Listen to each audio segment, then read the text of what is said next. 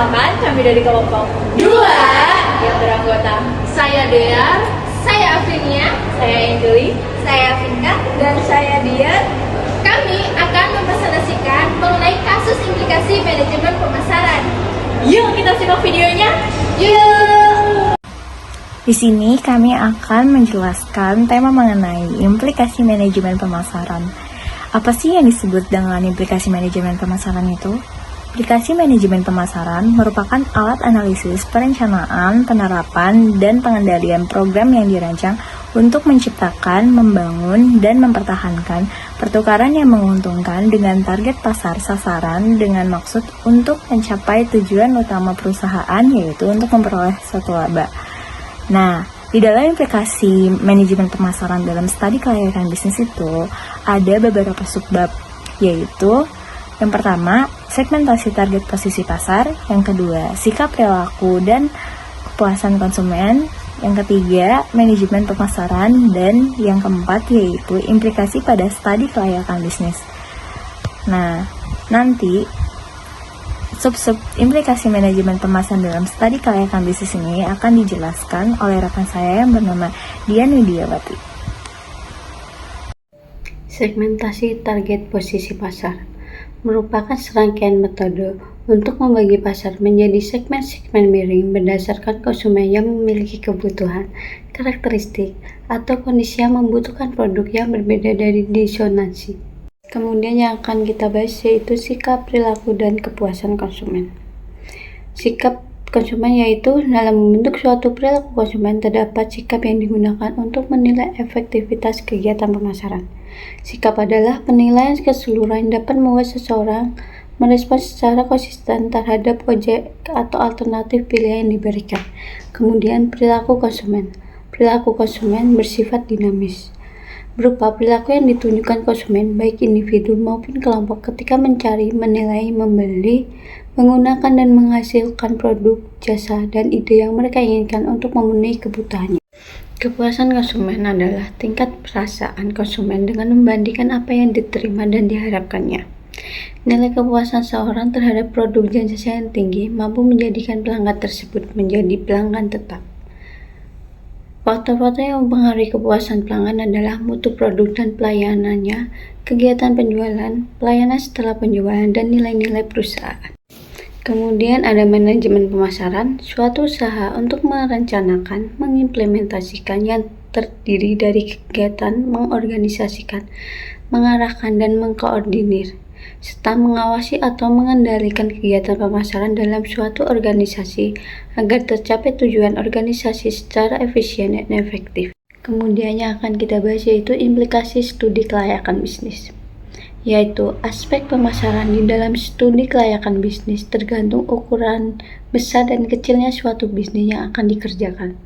Hasil studi kelayakan bisnis pada aspek pemasaran akan menghasilkan beberapa informasi berupa berikut, yaitu pertama, bagaimana segmentasi, target, dan posisi produk ditentukan. Kedua, bagaimana memilih strategi bersaing. Kemudian ketiga, bagaimana saat pemasaran menganalisis suatu program pemasaran. Kemudian keempat, mengestimasi penjualan yang dapat dicapai perusahaan. Kemudian terakhir yaitu 5. Mengestimasi market share yang dapat dipilih perusahaan.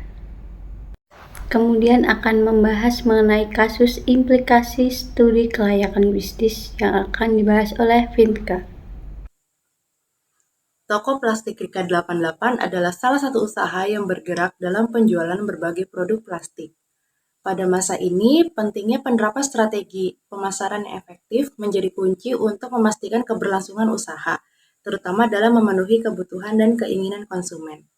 Toko Plastik Rika 88 menawarkan berbagai macam produk plastik seperti peralatan makan, wadah atau cup, dan produk plastik lainnya yang dibutuhkan oleh konsumen.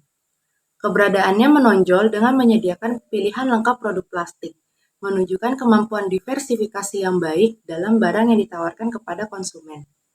Dalam menghadapi persaingan yang ketat di pasar, Toko Plastik Rika 88 dihadapkan pada pertanyaan mengenai kelayakan bisnisnya dari perspektif pemasaran.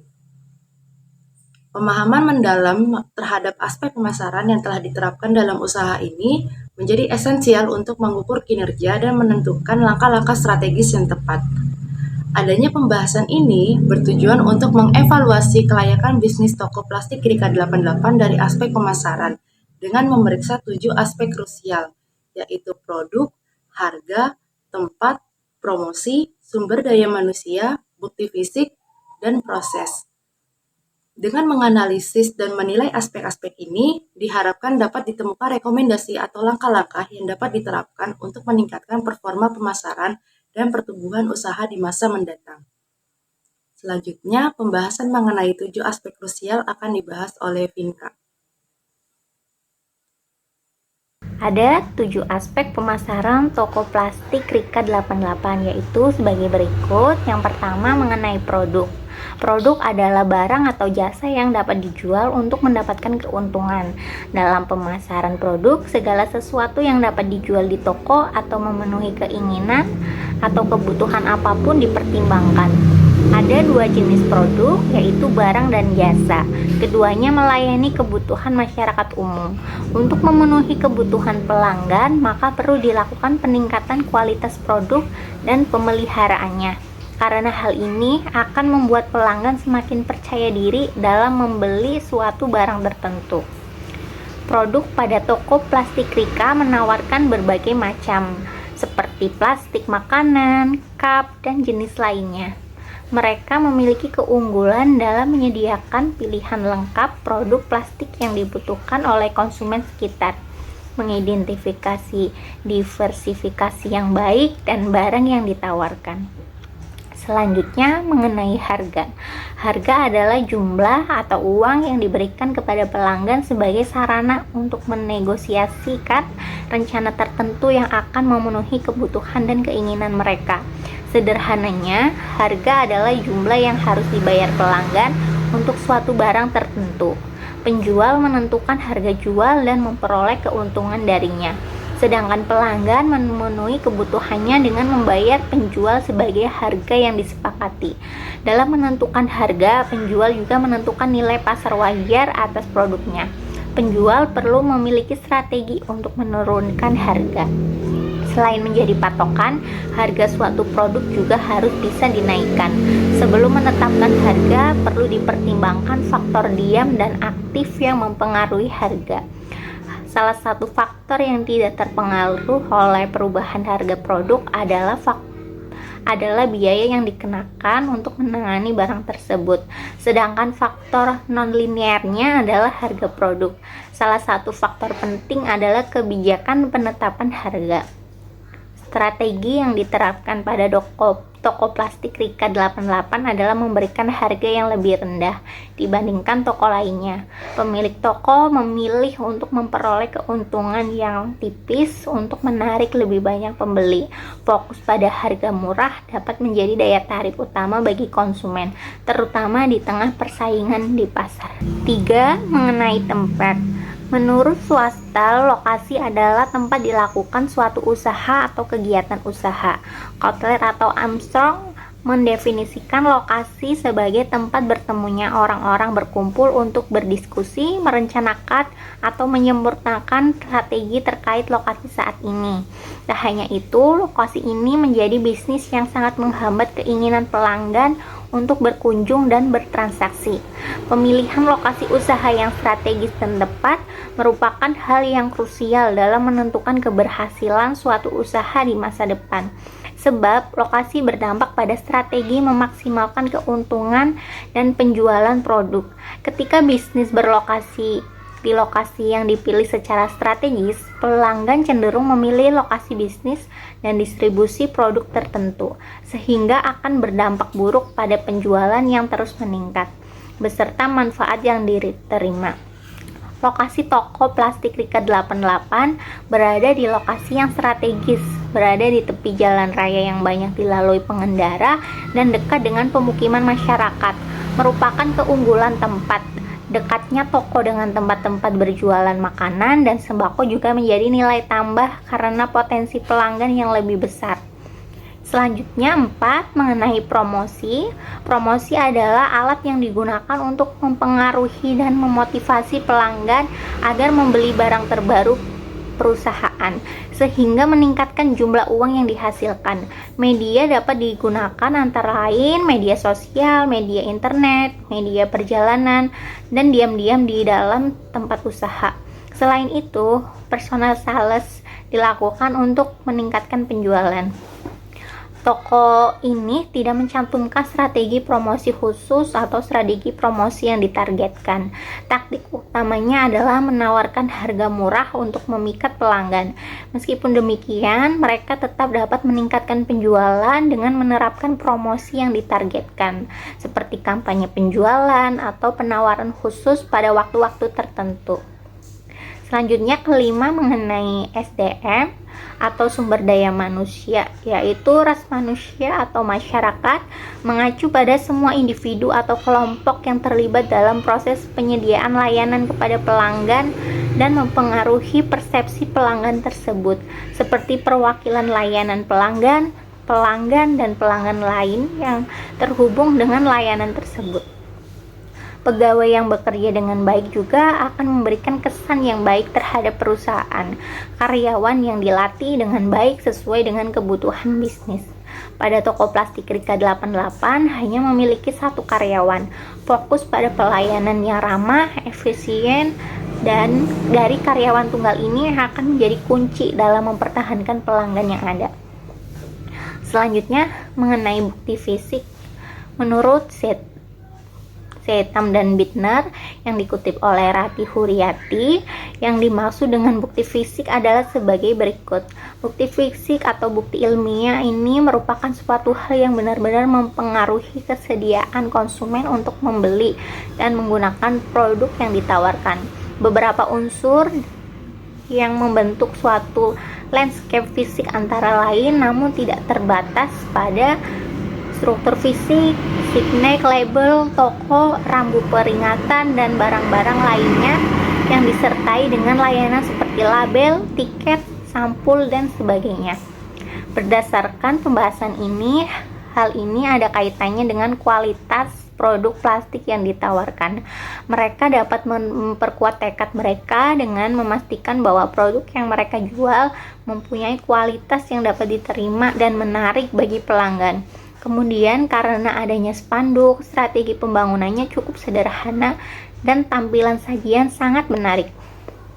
Selanjutnya, terakhir mengenai proses. Menurut Carol Knorr yang dikutip di Bygraph, inovasilah yang mendorong proses bisnis. Inovasi ini didukung oleh berbagai faktor baik yang datang baik dari dalam maupun luar kelompok, seperti pendidikan, psikologi, organisasi, masyarakat umum, dan lingkungan. Menggabungkan faktor-faktor ini menghasilkan locus of control, kreativitas, orisinalitas, implementasi, dan ketekunan yang pada akhirnya tumbuh menjadi bisnis yang signifikan. Menurut teori internal, faktor individu seperti moralitas, keberuntungan, toleransi, dan pengembangan diri mempengaruhi seberapa banyak seseorang dapat belajar. Sebaliknya, faktor lingkungan yang berdampak negatif terhadap model meliputi aktivitas, waktu, dan arah. Oleh karena itu, proses yang didorong oleh inovasi bertujuan untuk meningkatkan populasi organisasi dan kehidupan keluarga. Pemilik toko plastik Rika 88 mendirikan usahanya dengan salah satu alasan, karena sudah melakukan analisis bahwa hasil terdapat peluang yang cukup besar untuk mendirikan toko plastik di lokasi tersebut. Pada toko plastik Rika 88, barang tentunya tidak diproduksi sendiri, namun pemilik toko memperoleh produk langsung dari pabrik, sedangkan proses transaksi hanya dilakukan di toko, tidak melalui cara lain seperti transaksi online. Ini membatasi akses pelanggan yang mungkin lebih suka berbelanja secara online. Toko dapat mempertimbangkan kehadiran transaksi berbelanja online untuk menjangkau pasar yang lebih luas. Selanjutnya, pembahasan mengenai kesimpulan dan saran akan dilanjutkan oleh Afrinia. Berdasarkan pembahasan yang telah dibahas, dapat ditarik kesimpulan toko ini memiliki banyak keunggulan, seperti lokasi strategis dan strategi harga yang menarik. Namun, adopsi teknologi dengan memperluas transaksi secara online dan mungkin meningkatkan variasi promosi bisa menjadi langkah strategis untuk memperluas pasar dan meningkatkan daya saing. Maka, dapat disimpulkan bahwa dari segi pemasaran, toko plastik Rika 88 menunjukkan potensi dengan berbagai keunggulan yang dimilikinya dan dikatakan layak untuk terus dijalankan.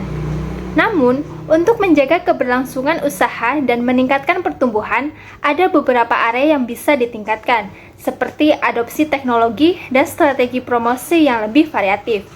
Dengan perbaikan-perbaikan tersebut, usaha ini memiliki potensi yang baik untuk tetap berkembang di pasar yang semakin kompetitif. Adapun saran dari kelompok kami untuk toko plastik Rika 88, yaitu yang pertama ada diversifikasi produk dan evaluasi strategi harga. 2. Tingkatkan promosi dan pertimbangkan penjualan online. 3. Kembangkan karyawan untuk pelayanan yang lebih baik. 4.